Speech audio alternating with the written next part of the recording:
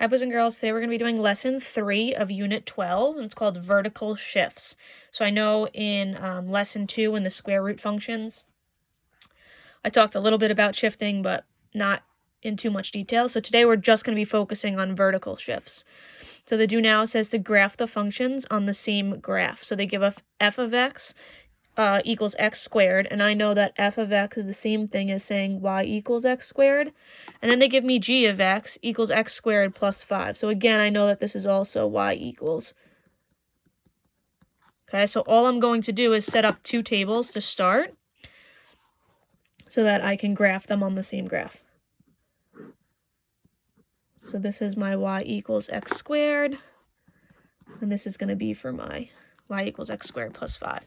So I just go in my calculator, I hit y equals, I hit x, and then the squared button. Go to my table. We've done this before. Remember, whenever we're dealing with a squared as an exponent, we're looking for that balance. We're looking for our parabola or quadratic, so we need that balance in the y column. So when I'm scrolling, right here, I have a 9 at the top, 9 at the bottom. I have a 4, and then I have a 4. I have a 1, and then I have a 0 in the middle. Okay, I have that balance that we've talked about in class before. So I'm just going to write down those numbers. So -2, 9. I'm sorry, -3, 9. -2, 4. -1, 1. 0, 0. 1, 1. 2, 4. And 3, 9. Now let's just get my table for my g of x. So I'm going to go back in here and do y equals. Instead of just x squared, I'm now going to have x squared plus 5. Second table. Again, I want to look for that balance. So on this one, we had 9, 9, 4, 4, 1, 1. I'm looking for a balance now. Again, in the calculator. I have 14, 14. I have 9, 9, 6, 6, and then the 5 in the middle. So I'm going to write all of those down. -3, 14, -2, 9, -1, 6, 0, 5, 1, 6, 2, 9, and 3, 14. So again, I have that balance. It's like matching on the top and the bottom. And that point in the middle is called our vertex. So I wrote down -3, 14, and 3, 14, but when I go to graph, you'll notice that it doesn't fit on the grid, but that's okay. We just leave those off when we graph everything else. So let's graph y equals x squared to start. -3, 9. I go left 3, up 9. 1, 2, 3, 4, 5, 6, 7, 8, 9. -2, 4. I go left 2 and up 4. -1, 1. Left 1, up 1. 0, 0. Right in the middle, our origin. 1, 1. Right 1, up 1. 2, 4. Right 2, up 4. And 3, 9. Right 3, up 9. I connect these so that I have my quadratic, my parabola. Remember, we want to put arrows on the end. And I'm going to label this as y equals x squared, especially because we're doing more than one on the same coordinate plane. So now I got to graph my red, my y equals x squared plus 5. Then I have to answer this question. -3, 14, like I was saying before, if I go left 3 and then try to go up 14, I'm going to be off the grid. So I just skip that one. I don't need to graph that. -2, 9. Left 2, up 9.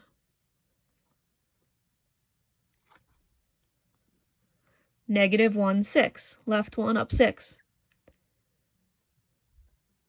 0, 5. Stay here and then go up. 1, 2, 3, 4, 5. 1, 6. Go right 1, up 6. 2, 9. Right 2, up 9. And then again, 3, 14 will be off the grid. It'll be somewhere up here, so I don't need to actually graph those two. But let's connect. And add our arrows and label. G of x equals x squared plus 5. This could actually be f of x instead of y equals. Oops. Okay, so now let's answer. It says, how does the graph of g of x compare to f of x? So g of x is red, f of x is blue. They want to know, how do these two compare? Well, I graph my blue first, and then I graph my red. So it looks pretty similar. It's kind of the same shape, right? It's still a parabola, it's still a quadratic, but it's up higher, the red one, right? So let's figure out how much higher it is. Well, if I count from the blue vertex to the red vertex, I count 1, 2, 3, 4, 5 boxes up. So down here, I'm just going to write g of x is shifted. It really just means moved. 5 units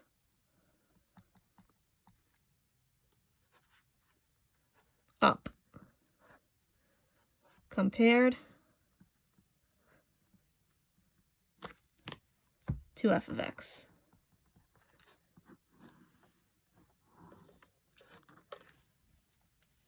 So I know in the last lesson we were talking about shifting. I was saying it shifted up or it shifted left, shifted right, but I wasn't saying how many. So it's very important to make sure we shift. We say that we shifted how many units, and we say in what direction.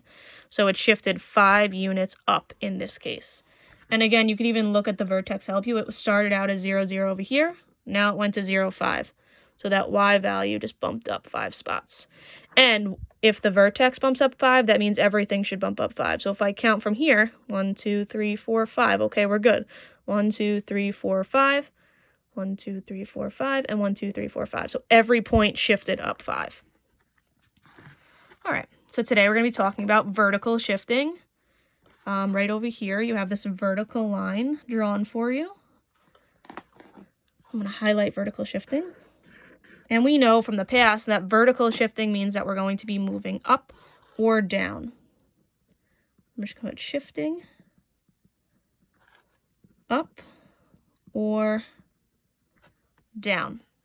So it says the function f of x plus k units, plus k, shifts the function k units. And then right in here, because it's a positive, so let's just look at our do now for an example. It says f of x plus k. So that's kind of similar to our g of x, right? We have x squared plus a number, plus 5. So because it's a positive 5 right here, I know that my graph is going to shift up. And it's going to shift up 5 units, just like the do now. Here, it says the function f of x minus k. So let's take that same function, but put minus 5 here. So x squared minus 5 shifts the function k units down. Okay, if positive, it's up. Negative, down. All right, how would the graph of y equals absolute value of x be shifted in order to produce the graph of y equals absolute value of x minus 8? Okay, so we have this to start. They want to know how is it shifted, which really just means moved, in order to produce this right here. So I'm just going to rewrite both of them. It started out as y equals absolute value of x, and it became y equals absolute value of x minus 8. So it's like this was my original, and then the red was my new. They want to know, how did it change? Well, if I'm just looking at the equation, it changed right here with this minus 8. Well, that minus 8, we learned up here, if it's minus, it means that it's shifting down. Well, how many is it shifting down? It's shifting down 8 because it's a negative 8. So because of this right here, we're going to write shifted 8 units down. That would be my final answer. For the next one, it says, how would the graph of h of x equals x squared be shifted in order to produce the graph of d of x equals x squared plus 17. So again, I started out with just x squared. That was my original. And my new one became x squared plus 17. So the only difference between the blue and the red is this plus 17. Well, that plus 17, I'm going to look up to my notes up here. Positive k, or positive number, right here, positive 17, means that I shifted 17 units up. If you are ever unsure whether it's up or down or left and right, you can always go in the calculator and graph both of them and check. So if I graph my first one right here, so I have y equals x squared, and then I go in y2, and I put my other one, x squared plus 17, and I go to look at the graph, what I'll notice is that second graph is 17 units higher. Just like up here in the do now, if I were to put both of these in the calculator at once, you would notice that one graph was 5 units up higher. Okay, so it's always just a way for you to check in the calculator to see if you're doing it correctly. Whether your shift is correct, whether it's up, down, left, right. Okay, use that calculator to your advantage. Okay, next page. So for all of these on this page, they want you to write a transformation.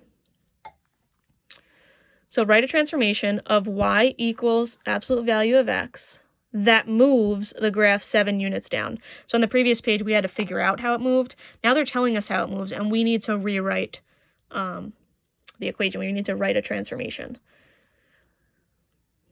So it says y equals absolute value of x. So I'm just going to rewrite that.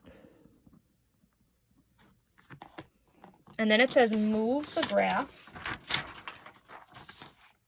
7 units down. So I'm going to circle that, 7 units down. And moves just means shift, so we can even add that in. It's a keyword. Well, 7 units down, we learned on the previous page, down meant that I was going to have a negative, so it's going to be -7. So all I'm going to do is I'm going to take that -7, I'm going to add it, or -7, I'm going to add it onto my original equation. So my final answer would just be y equals absolute value of x minus 7. I'm just adding on. Again, write a transformation of y equals x plus 1. I'm going to rewrite that. That moves the graph 3 units up. Well, up means positive, so positive 3. Down meant negative, up meant positive. So now all I'm going to do is I'm going to add a 3 onto this. Now, I don't want to leave it like that. I want to combine like terms. So I'm going to combine this positive 1 and this positive 3. And I can rewrite this as y equals x plus, well, 3 plus 1 is 4. Again, write a transformation of y equals x squared plus 5. That moves the graph 4 units down. Well, down means negative, so minus 4. So I'm going to add that on. Y equals x squared, but now again I can combine these, a positive 5, and a -4. That's saying 5 minus 4. Well, that's positive 1. So that would be my final answer. Write a transformation. So all of these are the same exact process, just different movements, different transformations, different slides or shifts. So y equals absolute value of x minus 4. That's what I'm starting out with. They want to know, what is it going to look like after I move the graph 15 units up? Well, up means plus 15. So I'm going to add a plus 15 on. rewrite it as y equals absolute value. Now I got to combine my like terms. -4, positive 15. Use that calculator, you get a positive 11. Especially with the negatives, we want to make sure we're always checking in the calculator. Write a transformation of y equals x to the third minus 1. Rewrite it. It's moving 7 units down. So because it's down, you guys know it's a -7. I add it on. But now we just simplify to make it neater. Y equals x to the third, -1, -7. Put it in the calculator. -1 minus 7 is -8 or -8. Write a transformation of y equals x squared plus 8. Y equals x squared plus 8. It's moving, the graph is moving 8 units down. So down I know is going to be -8. So I'm adding that on. Y equals, I'm bringing down my x squared, but I know 8 and -8 can be combined. They're like terms. Well, what's 8 minus 8? I get a 0. So I could write it like that, but we know we don't really need to write out the 0, so we can just keep it as y equals x squared. This is okay, you're not wrong, but this is just a little bit better. Okay, write a transformation of y equals x plus 7. That moves the graph 3 units up. Up means positive 3. Add it on. I get y equals x. Positive 7, positive 3 can be combined. X plus 10. Write a transformation of y equals x squared plus 50. That moves the graph 20 units down. Down means that I'm going to subtract it, so minus 20.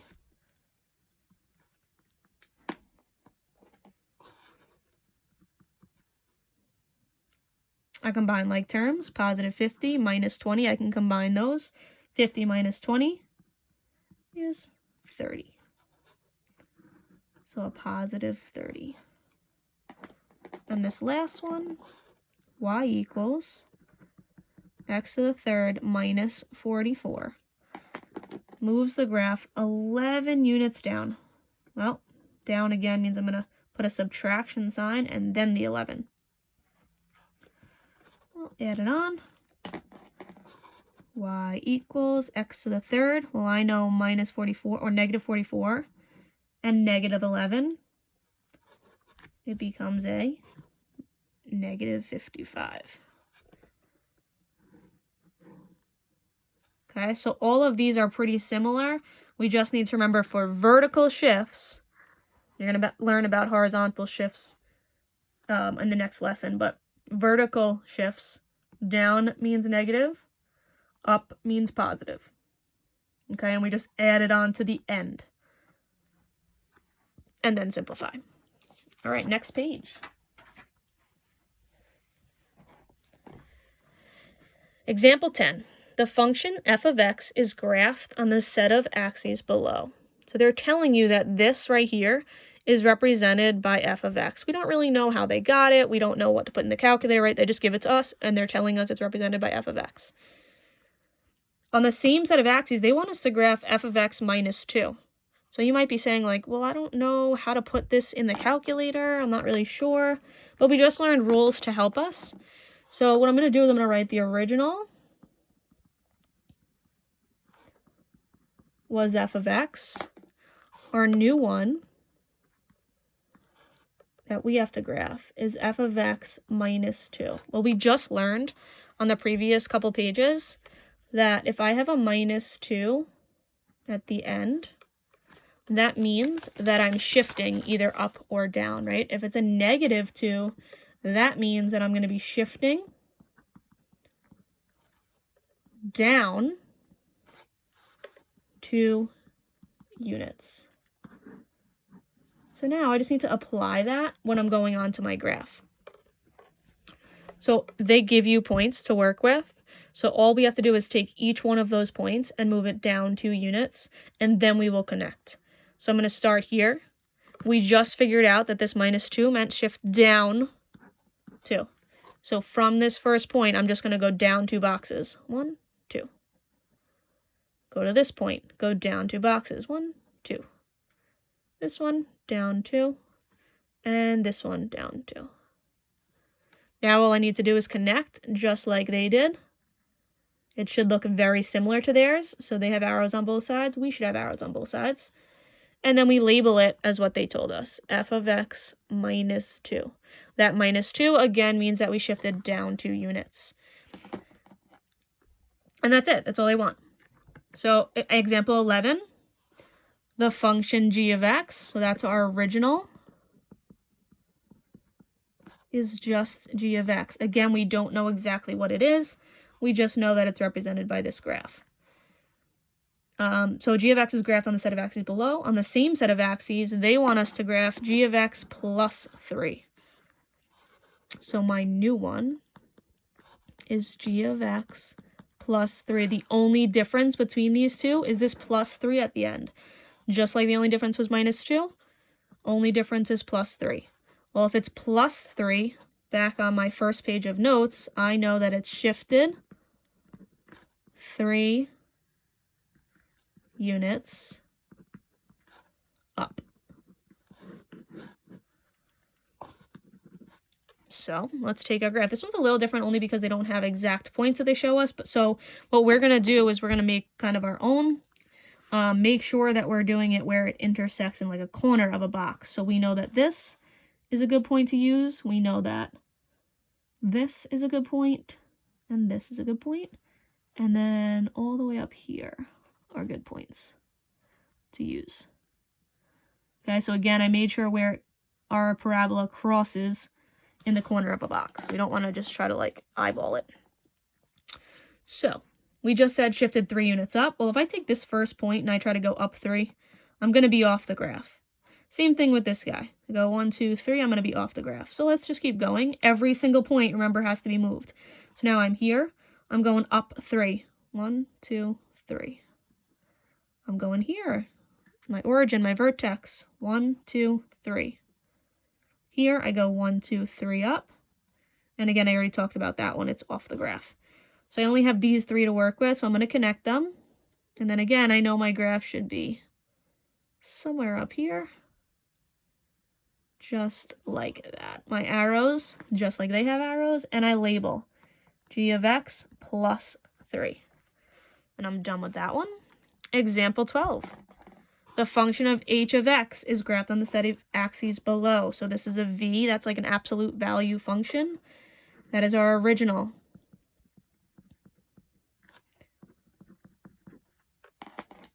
On the same set of axes, graph h of x plus 4. So that's my new one. H of x plus 4. The only difference between my blue and my red is this positive 4. Well, I know positive 4 means I'm shifting 4 units up. Well, if I'm shifting 4 units up, again, this doesn't give me exact points. I got to look first. Well, I know that this is an exact point. I can use this. And this actually goes every corner. 2, 3, 4. All right, so now we need to move every single one of those up 4 units. I'm going to start in the middle and go up 4. 1, 2, 3, 4. Now I'm going to go to the left, this next point, and go up 4. 1, 2, 3, 4. Next point, up 4. 1, 2, 3, 4. Next one, up 4. 1, 2, 3, 4. Next one, if this last one, if I try to go up 4, 1, 2, 3, I'm going to be off the graph. So I go to the right side. 1, 2, 3, 4. 1, 2, 3, 4. 1, 2, 3, 4. And then this one again will be up off the graph. I connect them. Oops. They had arrows, so I add arrows. This one was my h of x, my original, and the red one is going to be h of x plus 4. That is it for this page. Okay, we just need to recognize this whole unit is recognizing that this plus number means that I'm shifting up. Minus a number like up here means that I'm shifting down. Okay, that's for vertical shifts. Only went up and down today. All right, on this page, this is what you're going to be doing on your own. You're going to be trying these closures and the homework questions. The closure, they just want you to, for each of the following, describe the shift. So you're going to tell me, did it shift up? Did it shift down? Based on this information right here, okay, for each of them. That should be pretty simple for you guys. The homework questions, they want you to write a transformation like we did on the second page of the notes. They give you the original, and then they tell you the shift. They want you to rewrite a new one, new equation, write the transformation that's happening, okay? Same thing for number 2. And then for number 3, it says if f of x is the absolute value of x, and g of x is f of x plus 2, they want to know how is it translated to form the graph of g of x. So what's happening? How is it shifting going from here to here? Okay? All right, good luck. Great job. Keep up the hard work, and we'll see you guys on the next video.